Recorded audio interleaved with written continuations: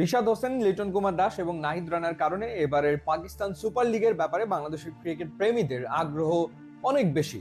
কিন্তু প্রথম দিনই আসলে বাংলাদেশের ক্রিকেট প্রেমীরা ধাক্কা খেলো, আহত হয়েছে, কারণ লাহোর কালান্দার্স তারা তাদের প্লেইং ইলেভেনে রিশাদ হোসেনকে রাখেনি এবং প্রথম ম্যাচে লাহোর কালান্দার্স রীতিমতো উড়ে গেছে ইসলামাবাদ ইউনাইটেডের কাছে। কাদেরকে আসলে খেলালো এই দলটা, মানে রিশাদকে বাদ দিল ভালো কথা, কিন্তু বাদ দিয়ে কাদেরকে খেলিয়েছে এবং সেই বিদেশিরা আসলে কি পারফর্ম করেছে সেটা যদি আপনাদেরকে একটুখানি জানাই। অনেকে খেলা দেখেছেন, অনেকে দেখেননি।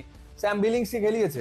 কয় রান করেছে? 3 বলে 0 রান করে সাদাব খানের বলে স্যাম বিলিংস আউট হয়েছে। এরপর সিকান্দার রাজা 21 বলে 23 রান তিনি করেছেন।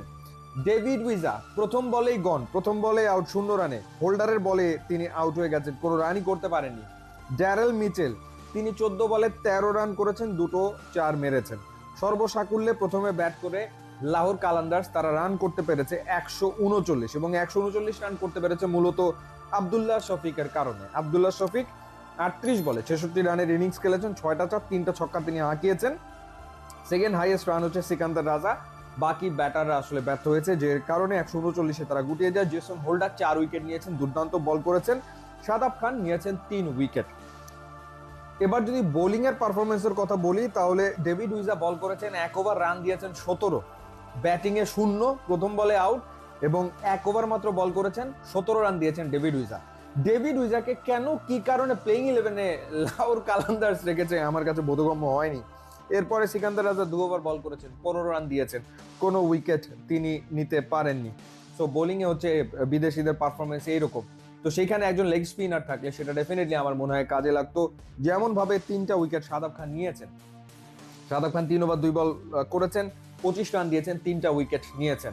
তো সেই জায়গাটাতে একমাত্র একটা উইকেট আসিফ আফ্রিদি পেয়েছেন, হারিস রৌফ একটা উইকেট পেয়েছেন। শাহিন শাহ আফ্রিদি 4 ওভার বল করে 38 রান দিয়ে কোনো উইকেট নিতে পারেননি।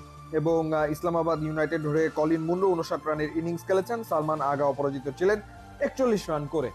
সো আমার মনে হয় যে প্রথম ম্যাচে লাহোর কালান্দার্স যে উড়ে গেল, তাদের প্লেইং ইলেভেন ঠিক ছিল না।